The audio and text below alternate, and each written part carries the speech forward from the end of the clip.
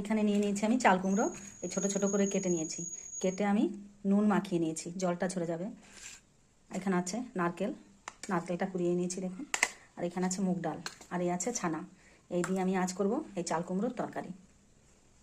তো চলুন শুরু করা যাক। কড়াইটা আমি বসিয়ে দিয়েছি, দিয়ে দেবো সর্ষের তেল। এতে ফোড়ন দেবো আমি, দেখুন একটা এলাচ নিয়েছি, এলাচটা ফাটিয়ে দিয়েছি। দুটো তেজপাতা আছে, শুকনো লঙ্কা আছে, আর জিরে আছে। এখন দিয়ে দেবো আমি মুগ ডালটা। এখন নারকেলটা দিয়ে দেবো। 2 থেকে 3 মিনিটের মতো ভেজে নেব। চাল কুমড়োটা কেটে রেখেছিলাম, সেই চাল কুমড়োটা দিয়ে দেবো।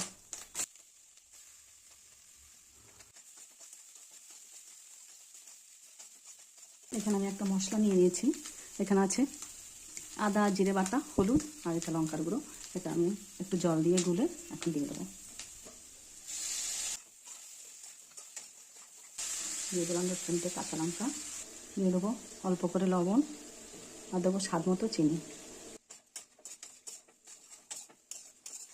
এখন দিয়ে দেবো ছানাটা।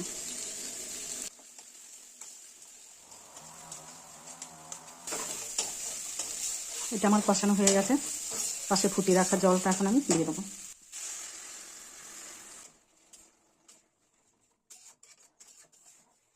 এখন ঢাকা দিয়ে দেবো। 5 থেকে 7 মিনিটের মতো ঢাকা দিয়ে ফুটিয়ে নেবো। দেখুন আমি নামিয়ে নিয়েছি বাটিতে। যায় এটা খেতে কিন্তু দুর্দান্ত লাগে। দেখুন নিরামিষ খেলে মনেই হবে না আপনি নিরামিষ খাচ্ছেন। একবার আপনারা অবশ্যই বাড়িতে বানিয়ে এইভাবে খেয়ে দেখবেন। এই হলো আমার পনির নারকেল দিয়ে চাল কুমড়োর তরকারি।